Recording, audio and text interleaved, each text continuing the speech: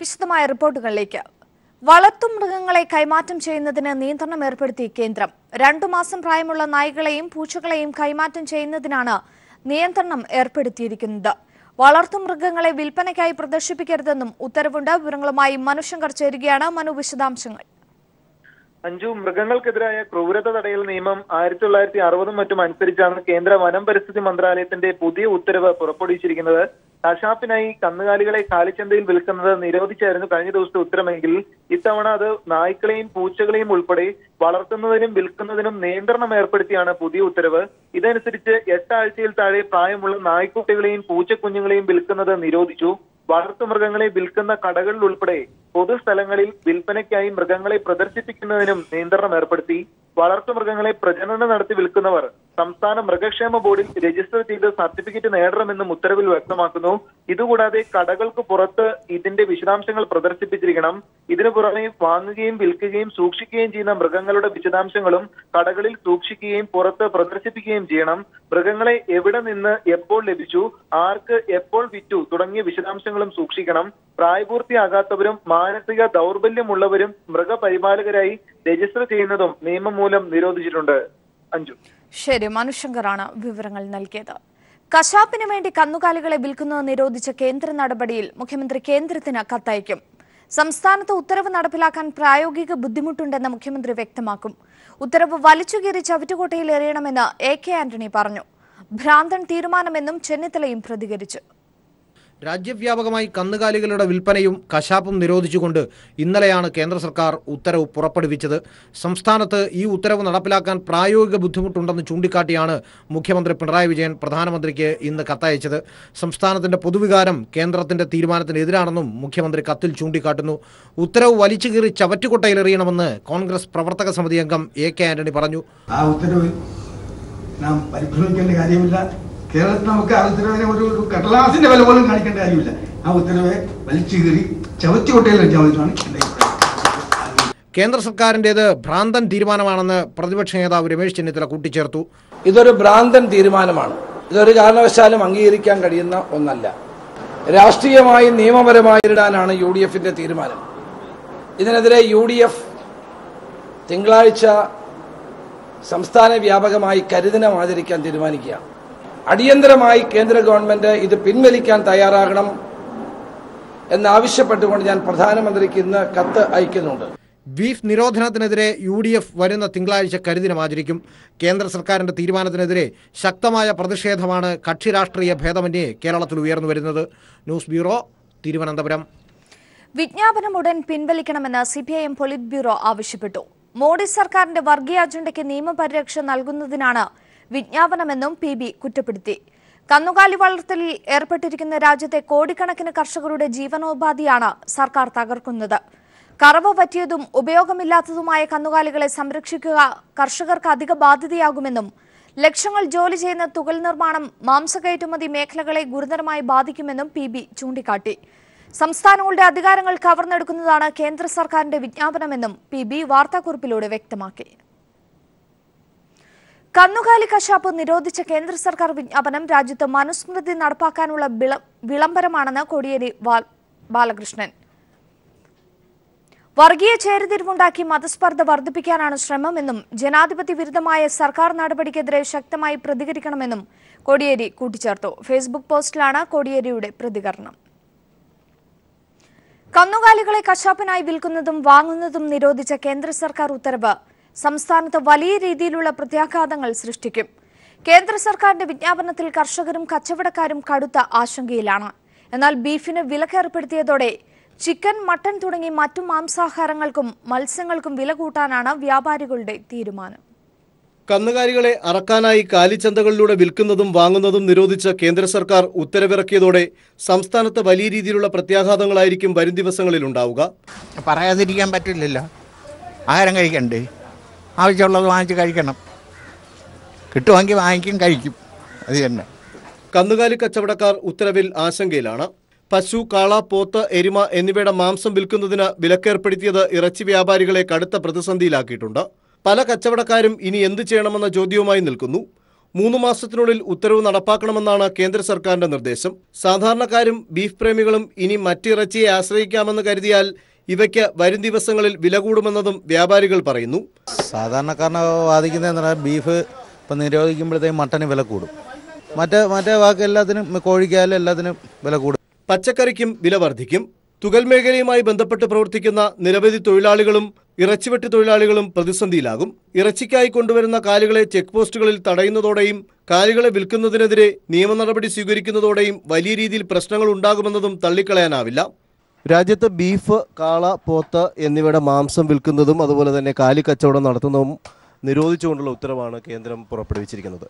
ആര് എന്ത് ചെയ്യണം എന്നുള്ള പൗരാവകാശം തന്നെ ലംഘിക്കപ്പെടുന്ന തരത്തിലുള്ള ഉത്തരവിനെതിരെ ശക്തമായ പ്രതിഷേധമാണ് പല കേന്ദ്രങ്ങളിലും ഉയരുന്നത്.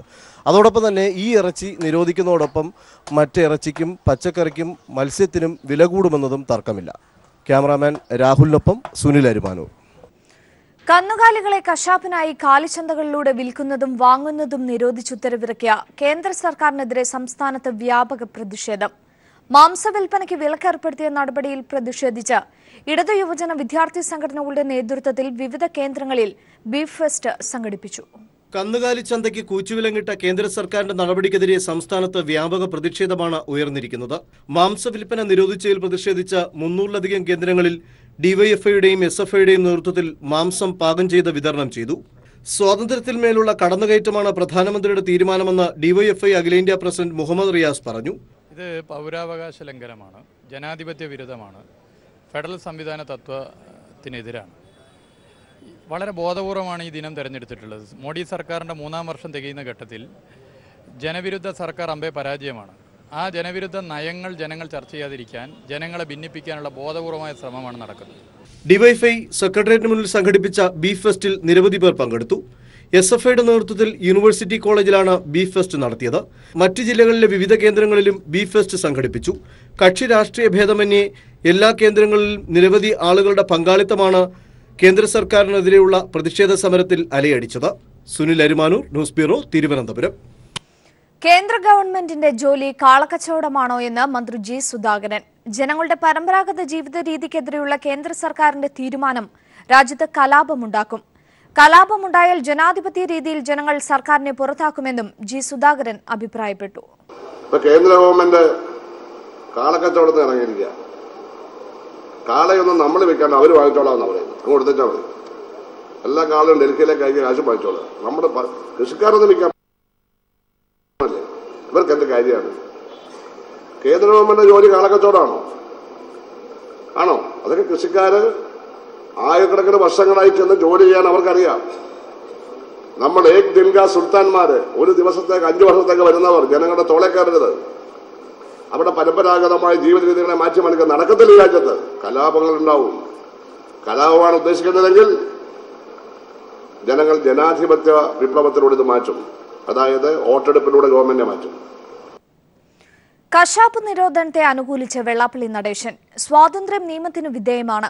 കേരളത്തിൽ നല്ല അറവുശാലകൾ ഇല്ലെന്നും വെള്ളാപ്പള്ളി നടേശൻ കൊല്ലത്ത് പറഞ്ഞു. സ്വാതന്ത്ര്യം എന്ന് പറഞ്ഞാൽ നിയന്ത്രണങ്ങൾക്ക് വിധേയമായതാണ് സ്വാതന്ത്ര്യം. ഭക്ഷണം എനിക്ക് കഴിക്കാൻ അവകാശമുണ്ട്. എന്ത് ഭക്ഷണം കഴിക്കണമെന്ന് വിചാരിച്ച് ഞാൻ മാറി നിന്നിട്ട് പബ്ലിക്കിൽ നിന്നിട്ട് 10 കുപ്പി ബ്രാൻഡി ചാരായം മാറ്റി കുടിക്കണമെന്ന് എനിക്ക് തോന്നിയാൽ, അല്ലെങ്കിൽ ചാരായം മാറ്റി കുടിക്കണമെന്ന് തോന്നിയാൽ അത് നമ്മുടെ നിയമം അനുവദിക്കുന്നില്ല. ഇവിടെ നിയമങ്ങളെല്ലാം നിയന്ത്രണങ്ങൾക്ക് വിധേയമാണ്. അത് ഗുണകരമായ നിയന്ത്രണങ്ങൾ ഉണ്ടാകണം. യഥാർത്ഥ സ്വാതന്ത്ര്യം എന്ന് പറഞ്ഞാൽ നിയന്ത്രണങ്ങൾക്ക് വിധേയമായതാണ് സ്വാതന്ത്ര്യം. പക്ഷേ ഒരു കാര്യമുണ്ട്, ഇതുപോലുള്ള പൊതുവായ കാര്യങ്ങൾ വരുമ്പോൾ സർക്കാരിന് അതാത് സ്റ്റേറ്റിൻ്റെ അഭിപ്രായം കൂടെ ഒരു പരിഗണനയ്ക്കെടുത്തുകൊണ്ടുള്ള ഒരു തീരുമാനം എടുക്കുന്നതായിരിക്കും കൂടുതൽ അഭികാമ്യമെന്നാണ് എനിക്ക് വ്യക്തിപരമായി തോന്നുന്നു. രാജ്യത്തെ 125 കോടി ജനങ്ങൾക്കും തൊഴിൽ നൽകുക പ്രായോഗികമല്ലെന്ന് ബിജെപി അധ്യക്ഷൻ അമിത്ഷാ. ജനങ്ങൾ സ്വയം തൊഴിൽ കണ്ടെത്തണമെന്നും ബിജെപി അധ്യക്ഷൻ. വർഷം 2 കോടി യുവജനങ്ങൾക്ക് തൊഴിൽ നൽകുമെന്ന വാഗ്ദാനം നടപ്പിലാക്കിയില്ലെന്ന പ്രതിപക്ഷ വിമർശനങ്ങൾക്കിടെയാണ് അമിത്ഷായുടെ പ്രതികരണം. പ്രതിവർഷം 2 കോടി യുവജനങ്ങൾക്ക് തൊഴിൽ നൽകുമെന്നായിരുന്നു നരേന്ദ്രമോദി സർക്കാരിന്റെ പ്രധാന പ്രഖ്യാപനം. എന്നാൽ 2 ലക്ഷം പേർക്ക് തൊഴിൽ ഉറപ്പുവരുത്താൻ പോലും 3 വർഷം പിന്നിടുമ്പോൾ നരേന്ദ്രമോദി സർക്കാരിന് സാധിച്ചില്ല.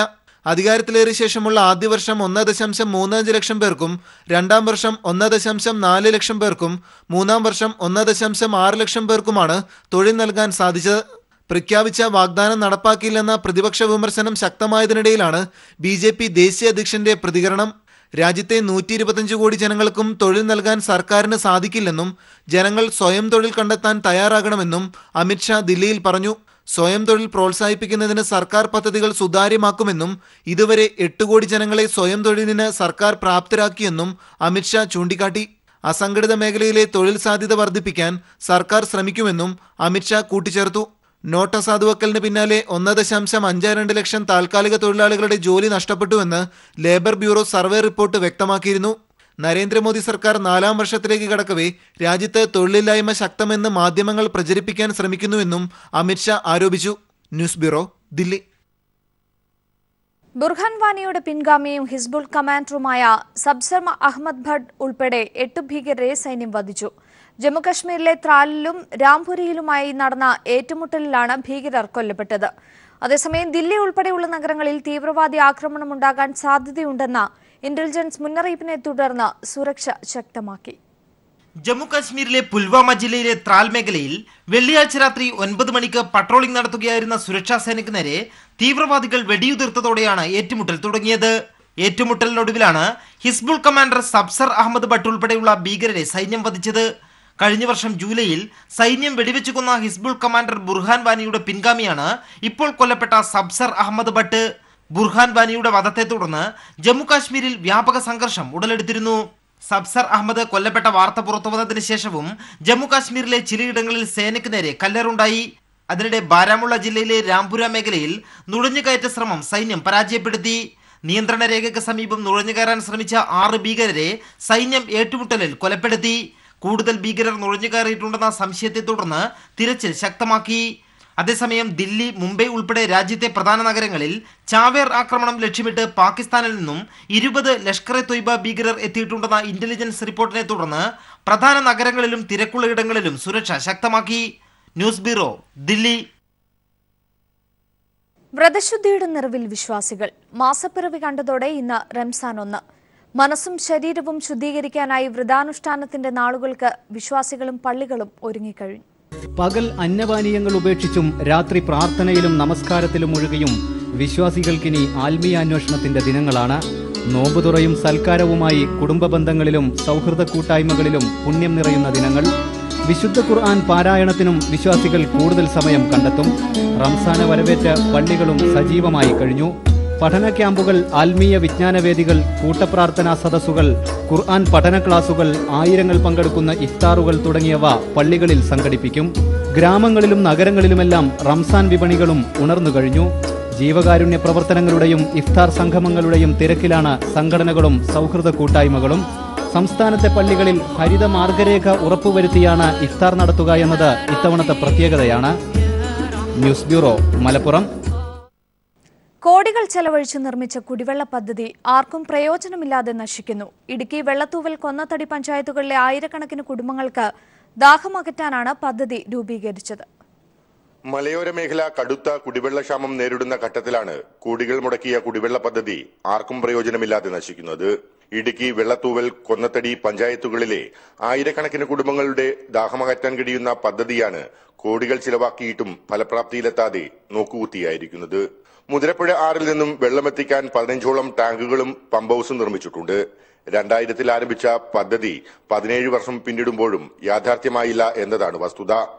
കോടികൾ മുടക്കി 1.5 ഏക്കറോളം സ്ഥലത്ത് ശുദ്ധീകരണ പ്ലാന്റ് സ്ഥാപിച്ചിട്ടുണ്ടെങ്കിലും പ്രവർത്തന സജ്ജമല്ല. കുടിവെള്ളത്തിനായി ജനങ്ങൾ നെട്ടോട്ടമോടുമ്പോഴാണ് കോടികൾ മുടക്കിയ പദ്ധതി മലയോരത്ത് ആർക്കും പ്രയോജനമില്ലാതെ നശിക്കുന്നത്. News bureau, Idukki.